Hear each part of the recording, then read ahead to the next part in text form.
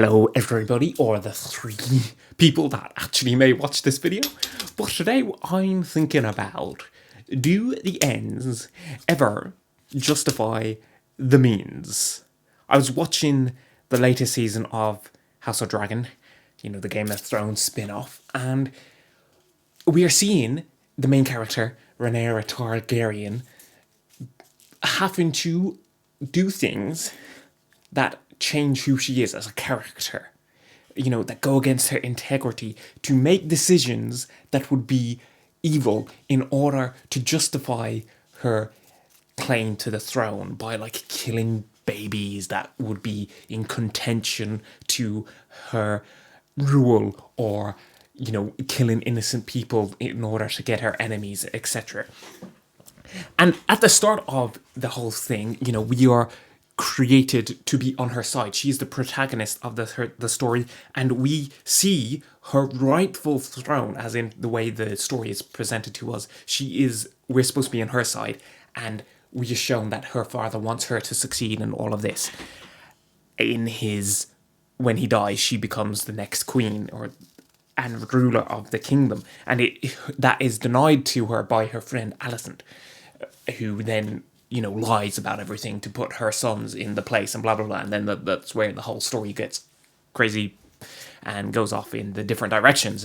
But so for the most part we are on her side, but this season we are starting to see that she is starting to do things that don't align with someone of high standing and high morality, which she's trying to be. And Alicent gives her a warning that the crown will make her do things that becomes somebody that she doesn't recognize, as in somebody she's not proud of, someone who does bad things, not righteous things, and that she's saying, no, I'll never do that. But then at the end, she's starting to cave into these other behaviors and decisions that aren't necessarily wholly good, and what have you.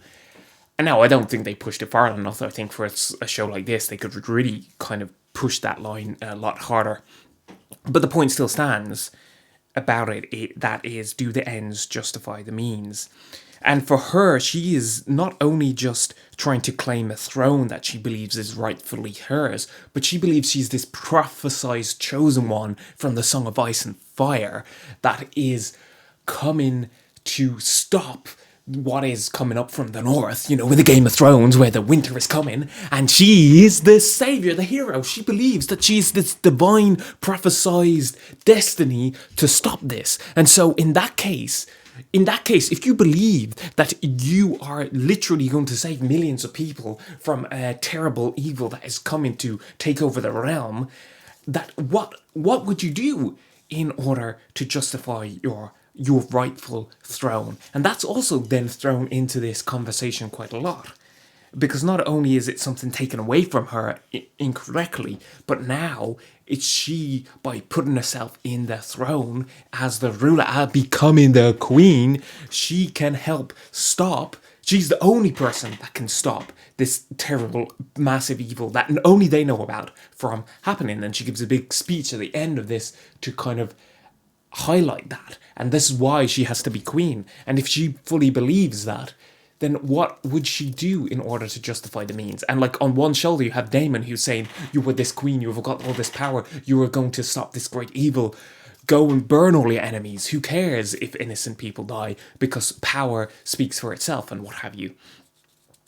And in a story like this, it's very easy for us to think about and well, is that rightfully to do so, and blah blah blah. But also in everyday society, we can have examples of, do ends justify the means? For example, last year we had this whole Luigi Mangione situation, and whether he actually killed the CEO, but somebody killed that CEO and he's the one on trial for it. I'm not saying he's guilty, but for this situation, let's just pretend as a hypothetical that he is the criminal. Does the ends justify the means? Because as a society, as a group, we have kind of banded behind Luigi Mangione, and myself included. I am in his court. I'm in his favor. I want him to be the victor in this situation, even though he has done potentially done an evil thing. He's murdered something. Like, I, before this, would never say that murder is justified in any way that you want to slice it. I'll be like, no, no, no, no, you should not murder people. And yet here I am on an emotional level wanting to support somebody that has potentially murdered somebody. And you can say, oh, well, part of it is pretty privilege, and that's a whole different conversation because he's a very attractive man. And, there is the thing that, like, we get behind criminals, even known criminals, they get lesser sentences and, like, less harsh judgments from the jury and from the judges based upon how attractive they are. And I think as a society, we've got behind this guy as well because it's much easier to cast somebody attractive as a hero and to cast somebody who is ugly and disheveled as a villain. And so I think that plays into it, but I don't think it's the only thing. You listen to the story and the evils, and we all know these insurance companies are evil, scummy, disgusting corporations that are causing the suffering and death of so many people in society.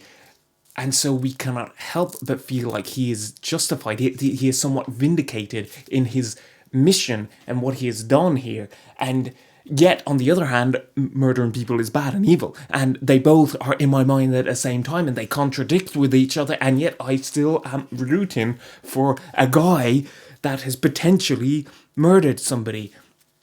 And that's not good, is it? Or is it good? Or, like, does the means justify the means? And, like, even if he has, would I want him to face severe punishment? I would be like, no, I want him to get off easy. And so, like, I am bending my own morals in order for this guy that I feel like is somewhat justified in taking some sort of action for him to highlight how bad the situation is, and not that this CEO of that health insurance company deserved to die. He didn't deserve to die, absolutely not. I'm not saying that. And he was definitely, or any sort of violence to happen upon anybody is not justified. And yet, like, that's what I'm saying on a moral stance. Like, obviously that's where I feel, but yet I cannot help but be on the side of Luigi and Mangione. And so it's funny that how in this real life situation I am bending my own morals for this guy to some degree. And that's strange, because, like, by the letter of the law, you'd be like, murder is bad, and then these are your sentences for, like, killing people and what have you. And here I am being like, maybe in this case we go easy on the guy, and so that's is that good or is it bad, or is this lesser evil to highlight a greater evil justified? Does lesser evil justify stopping greater evils that happen in the future? Doing a lesser evil to stop a greater evil, is that a worthwhile course of action?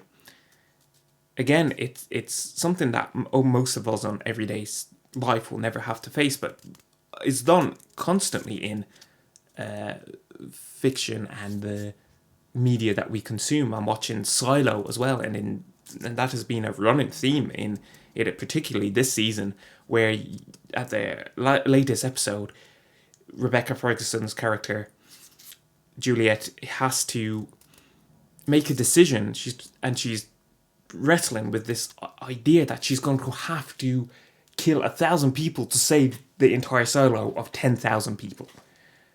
And is that worth doing so? And then there's this old guy, head of IT, who in the past he had to make all these difficult decisions in order to save the silo. And what he was trying to do was save the silo.